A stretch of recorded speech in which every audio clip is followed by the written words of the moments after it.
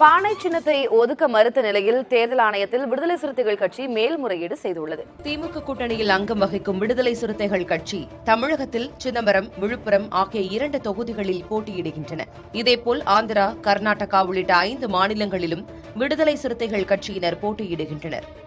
இதற்காக ஏற்கனவே கடந்த 2 தேர்தல்களில் வழங்கப்பட்ட பானை சின்னத்தை மீண்டும் விடுதலை சிறுத்தைகள் கட்சிக்கு ஒதுக்க வேண்டும் என தேர்தல் ஆணையத்திடம் மனு அளித்திருந்தனர்.